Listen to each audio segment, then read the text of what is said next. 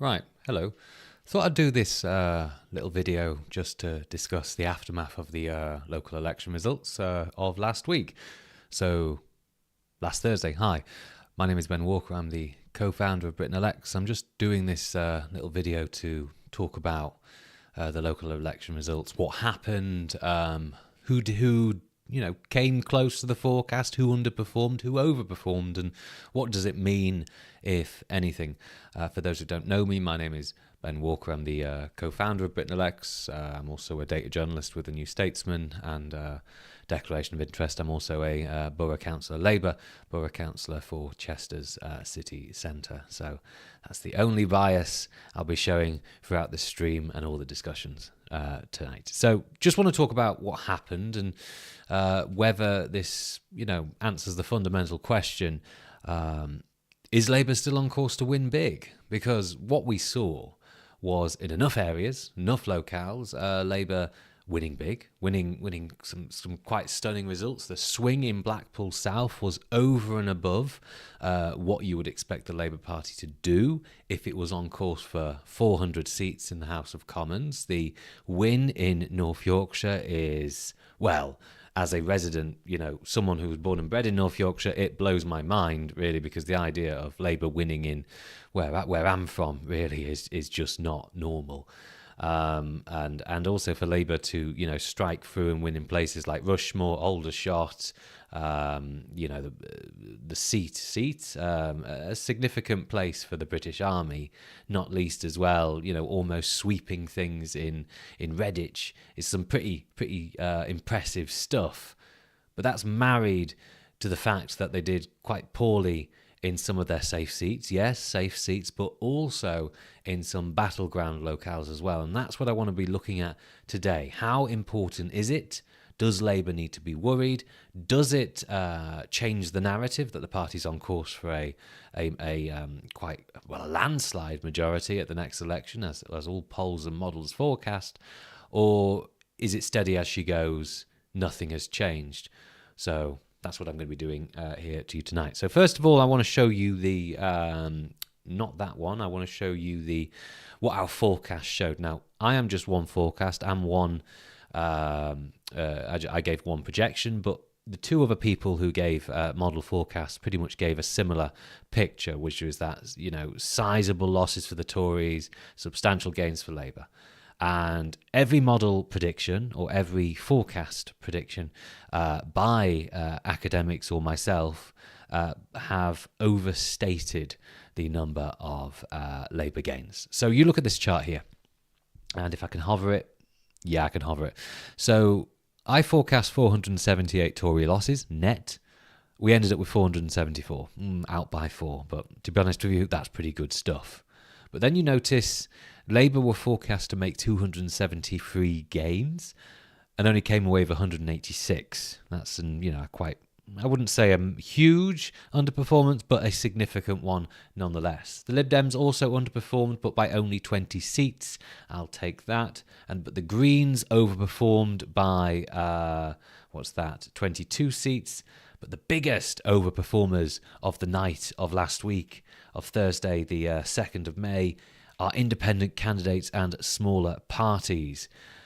And by the way, for the past few local elections, they have been falling in number.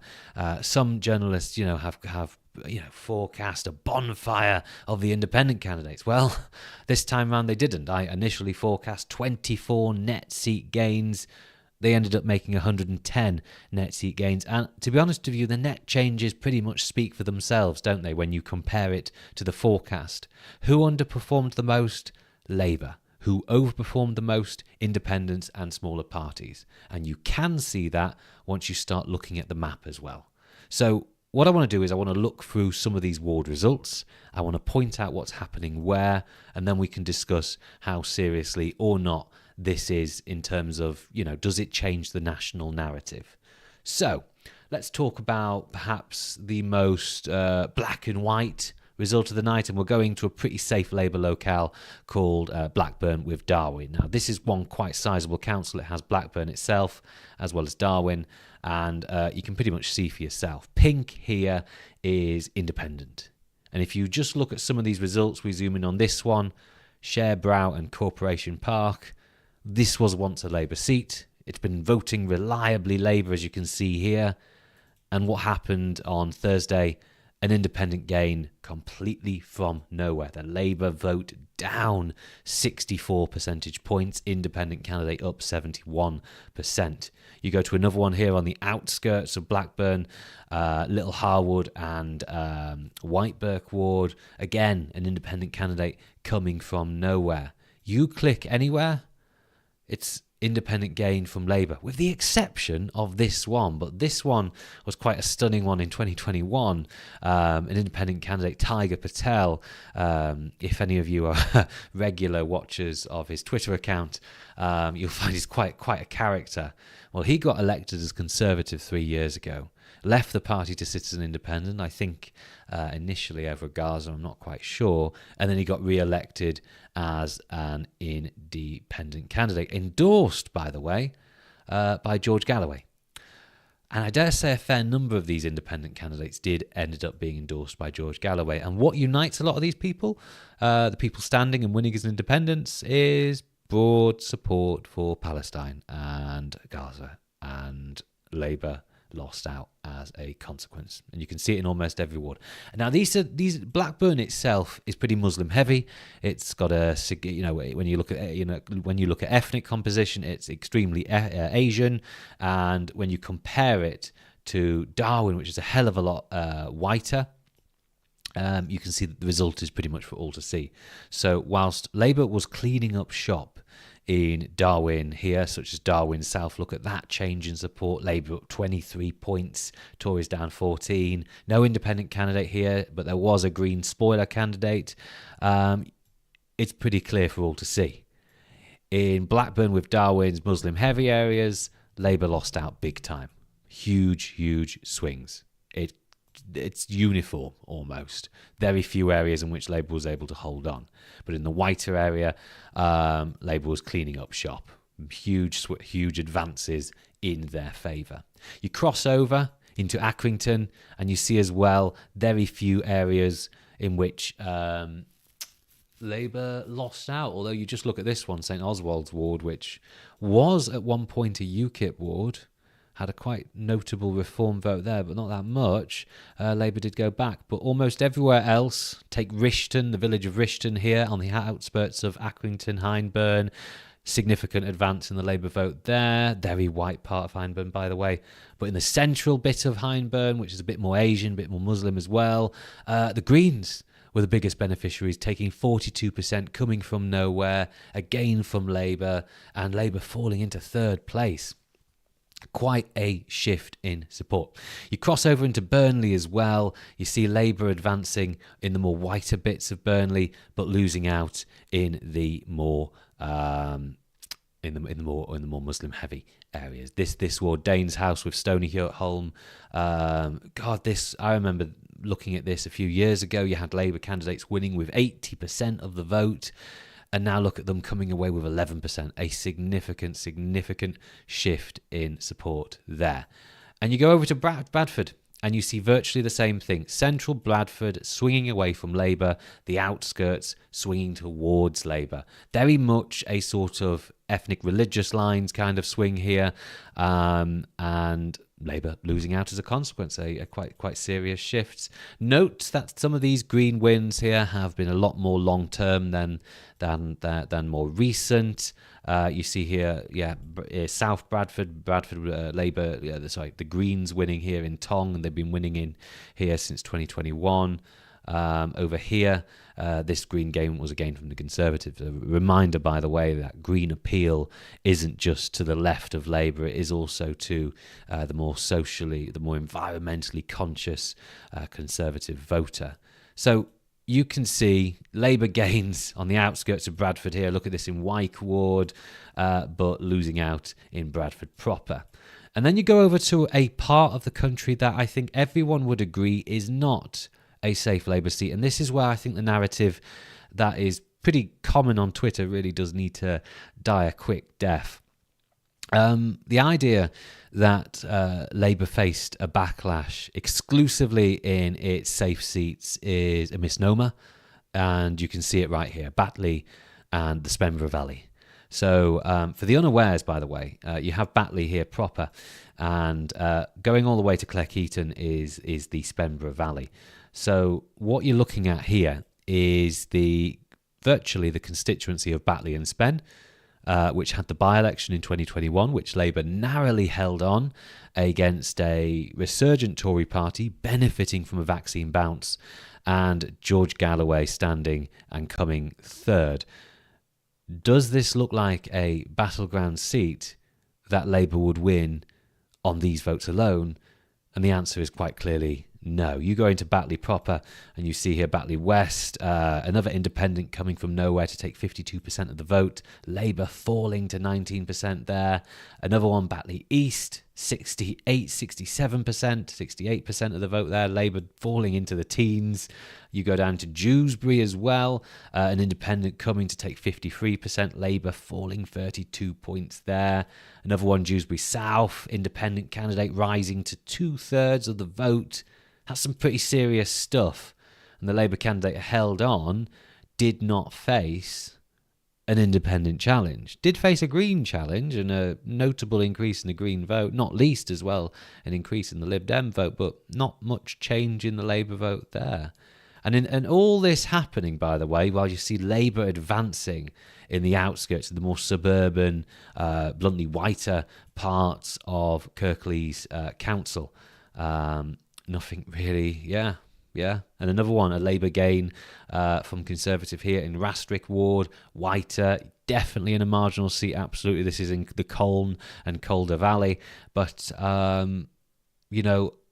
the outskirts of Batley and Spen are also battleground seats.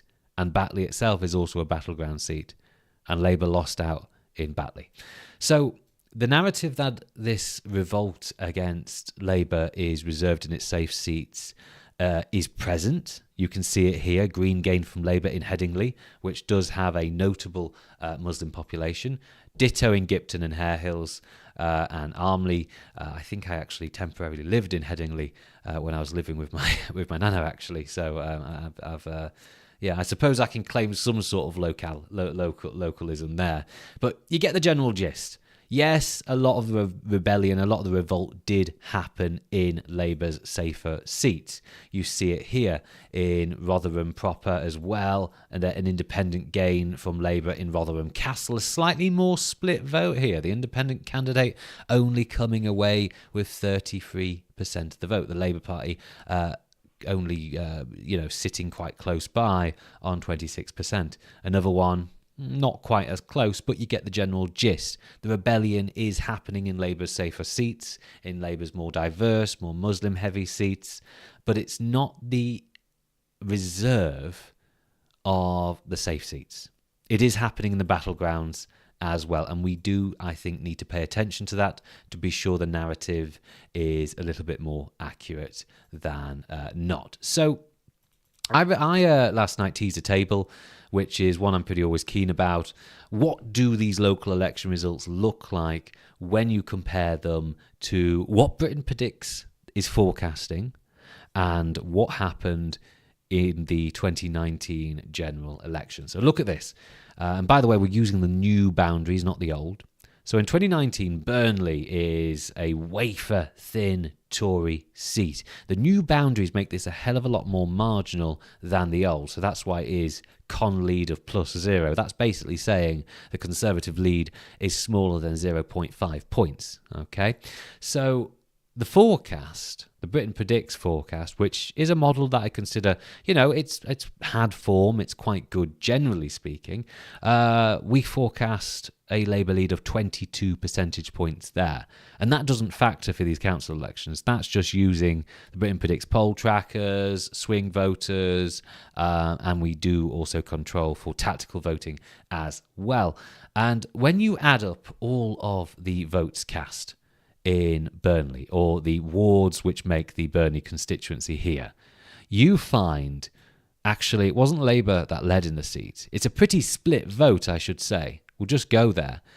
here you can see it absolutely here at the top of this table. You find 31% of the votes went for other parties, i.e. independents, all the smaller parties. 27% went for Labour, 26% for the Tories, and 8% each for the Lib Dems and Greens. 0%, I note, by the way, for Reform, who have said many times over that they're going to be standing candidates in every parliamentary seat. So, pretty interesting stuff there.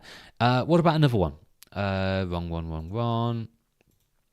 Bury South and North, another one. Again, we are forecasting, significant Labour gains of, more than 20 points ahead. In Bury South, you see Labour leading across the seat by 30 percentage points there. But in Bury North, Labour ahead only by 7 points. Let's have a look at that in map terms. So this is Bury here. You see a significant Labour vote. You see the addition of what seems to be independent groups here in Bury proper. Look at that, coming there to take 31% of the vote. I wonder who they're standing under and why. Another one, a smaller party, Red Vales ward, an independent almost taking that seat off Labour. And then you look at other bits, Bury West, the Conservatives just holding on, Labour's vote there, perhaps split by an independent grouping. Because you look at how it used to vote and you see a slightly notable Green vote there that's since disappeared. Seems to have gone to the independent grouping there. So, a lot of split votes, not just in the safe seats, but in the marginals as well. In Burnley, in Bury and others, you are seeing a beat back, a sort of a rebellion by traditionally Labour backing Muslim voters. And they're either staying at home or they're going elsewhere. And actually, no, they're not staying at home. They are going elsewhere. We've noticed if you look at some Muslim-heavy areas, I don't think turnout has fallen that much, if at all. That's pretty significant, isn't it? Yeah, so something to think about there. Also, something that I've always found quite interesting is Watford. Because, where am I going to show this here? Watford in local elections is not in St Albans, sorry. Watford, where's Watford gone? There it is. Watford in local elections does vote in a lot of Lib Dem councillors. And you can see it there. It looks very safe Lib Dem. And you're actually also seeing Lib Dem gains from Labour here. And in local elections, Lib Dems tend to sweep the board.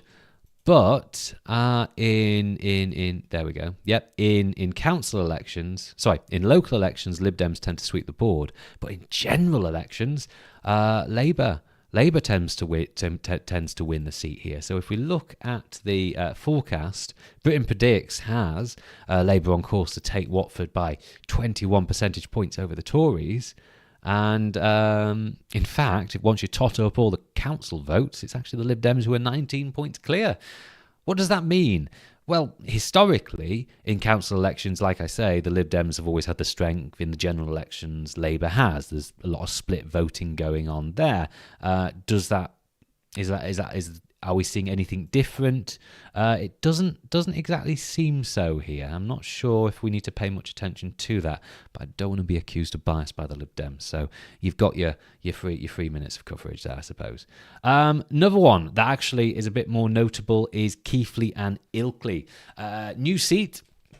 This was just Keighley, and look at that. You see the Conservatives edging ahead on the popular vote with 33% to Labour's 29%, but do note that quite significant 21% for the Green Party. Let's just go back up there and have a talk about that. You see in the outskirts of Keighley and in Ilkley proper, you see a Green gain from an independent. For the first time, by the way, I note, in recent times. But then you have in Craven Ward, which... is that where Craven comes from? Because you got the council area up here. But yeah, it seems as though in the outskirts, in the more conservative leaning outskirts of Keighley constituency, you see the Greens making gains. And you also see them having a presence, a slight presence in the Labour 1 seats here. Look at this one, the Labour gain with 40% of the vote to the Tories 31%, but there's a not insubstantial Green vote of 14%.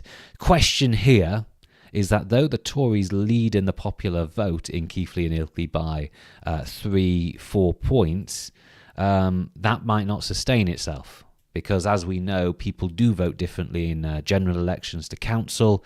When it's a quite clear two-horse race, smaller parties do get squeezed.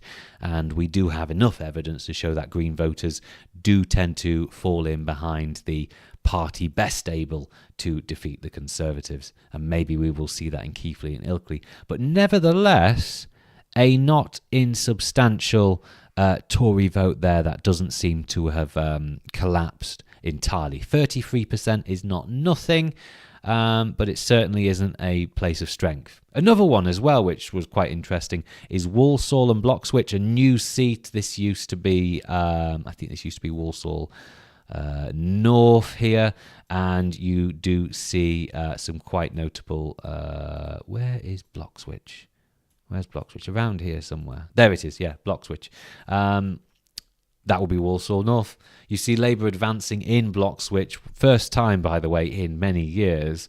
And when you tot up the votes, Britain predicts forecast Labour ahead by 21 points, and it only ended up being Labour ahead by 7.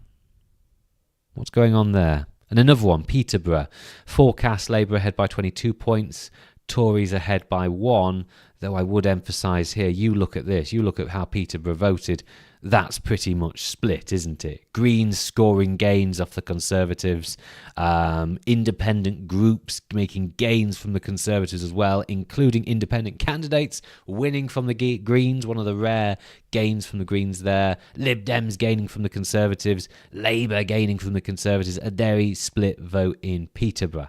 So when you get the headlines like these, you know, Tories ahead by 5 in Peterborough at the last election, Labour should be leading by 22, but in fact the popular vote shows a Tory lead by the 2.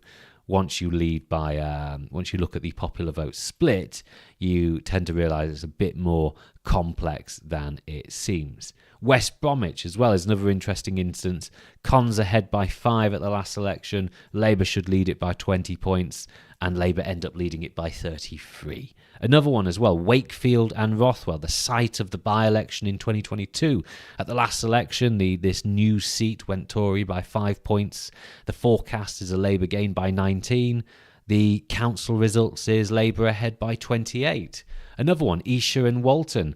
Last election, Tories ahead by 5. Forecast is Lib Dems ahead by 17. The council results is the Lib Dems ahead by 13. To me, that feels like an emboldenment. My Britain Predicts forecast feels quite emboldened by that. It's not watertight, it's not perfect, but it's giving you a decent indicator. Now, Hastings and Rye. The Hastings Council itself was up for election, but Hastings and Rye constituency is, well, you can see it for yourself there. Only Hastings proper was up for grabs. The seats, including Rye, were not because they're in a different council area. But of Hastings itself, look at all of this. You scroll in here, Green gain from the Conservatives, and look who they're picking up their support from if you just look at a simple percentage point change. Greens up 23 points. Tories down 27. Labour down 3. Another ward. This one's a Green gain from Labour. Greens come out of nowhere to take 33, an increase of 33%, 33 points. Labour down 13. Tories down 13. A pretty equitable distribution of support there. Another gain from Labour. Greens up 38 points. Labour down 11. Tories down 22 points. Bear that in mind when Conservative voters are asked to choose between Labour or Green candidates. A not insubstantial number of them choose the Green candidate. Another one, Old Hastings. This is one they held with a modest increase in the vote. Another one, a gain from the Conservatives here.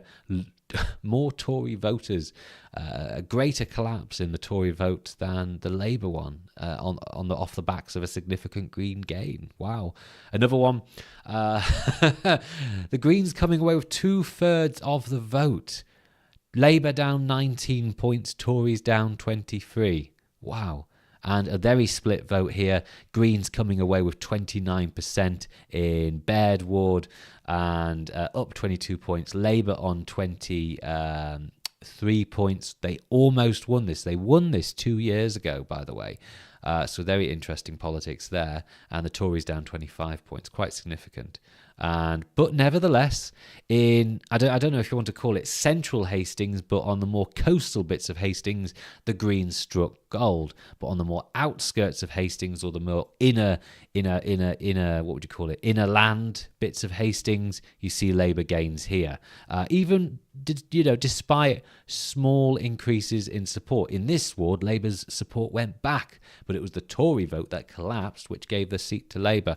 Another one, Labour's vote only up 2 points. Tory vote down 18. Pretty, I don't want to say depressing increase for Labour, but it's not exactly as exciting as the significant increases for the Greens there. And when you look at the vote splits for just the Hastings bit of the Hastings and Rye constituency, you find the Greens top the poll there at 38% to Labour's 32%. Whichever way you look at this, and by the way, Hastings is not the most diverse seat on earth, it does appear that there are not an insubstantial number of Labour-held seats rebelling or going elsewhere. And it's not just Muslim-heavy wards, it seems in different parts of the country as well. But that does not stop Labour making significant advances. They underperformed my forecast by almost 100 seats. And someone would say, well, what about if your forecast was wrong?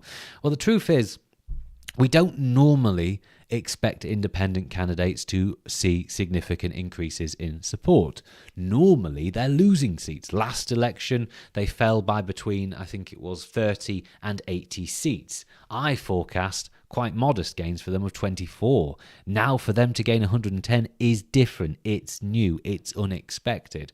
And I reiterate, these independent gains off Labour, whilst disproportionately... let me say that again. The independent gains are disproportionately based in Muslim-heavy areas, but the Green gains from Labour aren't. So the revolt, if you want to call it that, however temporary, however confined to local elections it may be, is not just the reserve of Labour safe seats and is not just the reserve of Muslim-heavy areas. Take, for instance, as well, how well Labour did in Bristol itself. Unsurprisingly, the Greens held on quite comfortably in the more central bit of the city, the seat in which they're pouring a lot of their resources in. And at the same time, however, we go to this ward, Avonmouth and Lawrence Weston. This was a Labour gain from the Conservatives here, with a modest increase in support, a 9-point increase. The Tory vote down 11 points there. And this was the only, I think, Labour pickup in Bristol. So whilst they were picking up Tory supporters on the outskirts, they were shedding support to the Greens in the more inner city areas. Here, look at this, St George West, Greens, it's a huge increase of 31 points. Quite a significant change there. So, it is mixed. It is mixed. And what does this mean for the general election? Well, it depends on how you look at it. If we just carry on down this chart, by the way, we go on to the next page. Britain predicts forecast Ipswich to go Labour by 18 points. The council elections show them going by 16. Another one, Swindon South. Slight rural bit was cut out from this seat, but nevertheless, the point still stands. Britain predicts forecast the Labour gain by 18 points. The council election results was Labour ahead by 29. Another one, Tipton and Wednesbury in the Black Country. Labour ahead by 15 was the forecast. Labour ended up being 23 points ahead. Another one, Colne Valley, which does have a small, slightly significant Muslim vote.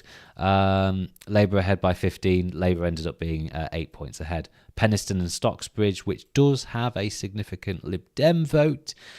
Forecast was Labour ahead by 12. They ended up being ahead by 9.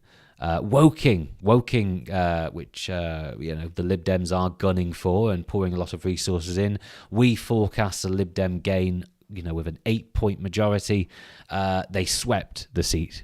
They swept the council seat there and ended up with a 27-point lead. Gloucester, we forecast Labour ahead by 12 points, but once you add up all the votes in council elections, it's a little bit more diverse. You look at this here. Gloucester, does that look like a seat Labour would win on a local election held now? Obviously not. But votes do go elsewhere. You see Labour gains from the Conservatives here. Not all over, not overwhelming, but they are happening. You can see them quite clearly there. Labour picking up 18 points on the outskirts of Gloucester in Kingsway Ward. Tories down 25 points. And indeed, an independent gain from the Conservatives there. You keep going through this, and by the way, these are only Conservative seats I'm looking at, and you see all throughout, once you're even getting to seats like Rugby, where the Tory lead is 26 points, you see Labour still living up to the Britain Predicts forecast. Here, Labour is meant to be ahead on the Conservatives by 8 points in the general election. In the council elections, they're ahead of the Conservatives by 7 points. Take Thurrock. Not all of the seat was up for grabs, I always have to caveat here, but where Labour was meant to be ahead of the Conservatives if a general election was held now by 7 points, they ended up being 29 points ahead. Worthing West, another seat. The forecast is Labour ahead by 6. Labour end up being 11 points ahead, and you see it. It's not overwhelming. It's not across uniform. You can look at this one, Southend East. Labour should be ahead by 6. They end up being ahead by 2. Basingstoke, again, and by the way, what we're looking at here, Ossett and Denby Dale, Great Grimsby, Basingstoke and Rugby and Worthing, these are the seats that would be getting Labour to 325, okay?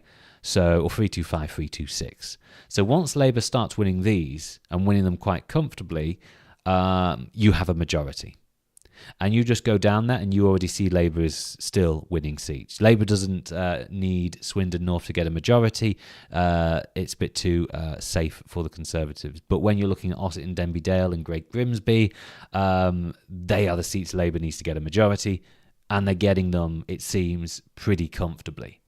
You go onto the last page here and you still see Labour in with a sniff of some of these seats. Aldershot, again, the Rushmore Council. The Britain Predicts forecast has it at a dead heat with the Conservatives just about edging it. You add up all the council election votes, Labour leads in it by 8 points. That's pretty significant. So the takeaway from this is, though you have some, how would we call it, black sheep spoiling the narrative here, the general indication is that Labour is indeed still on course for their majority once you tot up the council votes in areas in which most of the seat was up for grabs. You filter it by Conservative seat and you compare it to what the forecast, the Britain Predicts forecast, says, which currently forecasts a Labour landslide.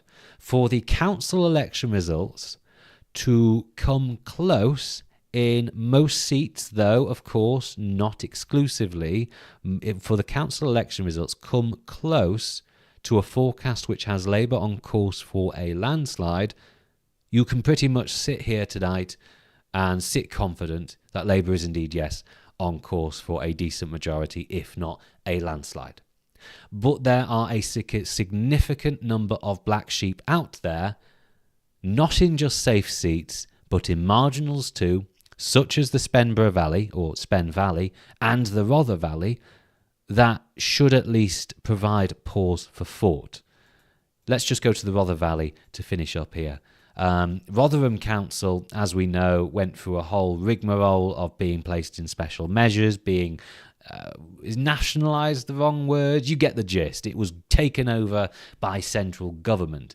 And in 2021, a repeat, by the way, of the general election result, you saw the Conservatives sort of sweep in what was the old Rother Valley, Dinnington here, as well as Bramley, Ravenfield, and right up to the outskirts of Rotherham. At times on quite split votes, but you got the gist that Labour's vote wasn't that healthy. And a lot of these wards, by the way, were voting in UKIP councillors about 10 years ago. So what we've seen here in Rotherham has been a unite of the right and the depressing of the Labour vote. And what we saw here in the local elections was the vote not changing that much in most areas, although you do see a Labour advance here. But you look at others, and the Labour vote is not up by the biggest of amounts. It could be better for Labour in the Rother Valley. So, yeah. The general indication, however, and I'll just put my face back to finish up here, the general indication is that Labour is in a relatively healthy position, but it's not overwhelmingly healthy. There are enough, if you read my piece, if the Labour Party was a car, there are a number of amber lights flashing up. Look at what is happening in the Muslim parts of your marginals. Look at what's happening in North Burnley. Look at what's happening in South Pendle. I think you need to do a bit of extra work there. You look at the Muslim bits of Batley and Spen. You look at the parts of West Yorkshire in which the advance in the Labour vote was either stymied, stopped, or completely smashed apart by independent gains. And you should think, yeah, time to have a pause and think about what's happening on the ground there. You should look at Hastings and wonder why on earth the Greens were able to sweep through and score such a significant number of gains. But when you look at the rest of the country, when you look at the areas in which it is virtually Tory v Labour, you should sit pretty because you are smashing it. Ipswich, virtually a repeat of the forecast there. You look at the seats you're leading in, and you're leading in seats that would indicate you're on course for 380 to 400 MPs in the House of Commons. So should you be worried by that much? Well, maybe you need to just be, if the polls are narrow, things could get a bit more troublesome for you. So it's generally comfortable. It's generally fine for Labour, but not across the board. And not just... the trouble for Labour is not just the reserve of safe seats. It's happening in some of the marginals as well. So, something to think about there. I think that probably concludes what I need to say. If you want to read more, please do so. You can find my article, Is Labour's underperformance, does it matter? Does Labour's underperformance at the local elections matter? As I've been able to demonstrate, it does in part, but it isn't necessarily stopping Labour from coming away with a significant majority. And I hope if you enjoy charts and maps and other such things, you can come and see the results, the ward-by-ward results, on the SOTN State of the Nation New Statesman website, sotn.newstatesman.com. I think that pretty much covers it.